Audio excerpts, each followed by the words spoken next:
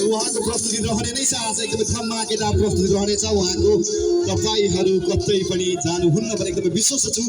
आज उहाँको प्रस्तुति एकदमै धमाकेदार रहनेछ भने यसै बाइकबाट जानकारी गराउन चाहन्छु उहाँ भर्खरै आइपुग्नु भएको छ सो उहाँले थोरै केही मिनट नै ब्रेक लिनुहुन्छ के भन्नुहुन्छ म्याम नमस्ते सबैजनालाई नमस्ते तपाईहरु सन्चै हुनुहुन्छ सबैजना अब एकैछिनमा मेरो प्रस्तुति रहनेछ जति टाढा टाढा बस्नु भएको छ छरिएर बस्नु भएको छ जो गेटदेखि बाहिर हुनुहुन्छ सबैजना भित्र आउनु होला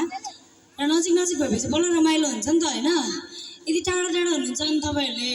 ताली बजाएको पनि सुन्दिन गीत गाएको पनि सुन्दिन अनि बाहिर गएको हुनुहुन्छ सबैजना भित्र आइहाल्नु होला म फर्स्टमै धोकेबाज गीत गाइहाल्छु फेरि सुन्न पाइन भन्ने होला ढिलो आएर त्यही भएर सबैजना आउनु होला है त नाच्नुपर्छ रमाइलो गर्नुपर्छ एकैछिन 10 मिनट हजुरहरू वेट गर्नु होला र लेख्नमा आउनेछ थ्याङ्क यू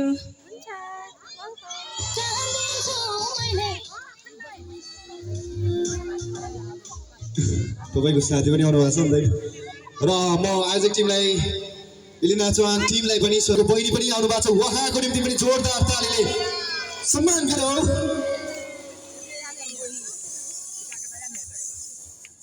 ओके तपाईले हेरिसक्नुभयो इलिना चौहानको तस्बिर सँगै उहाँको प्रत्यक्ष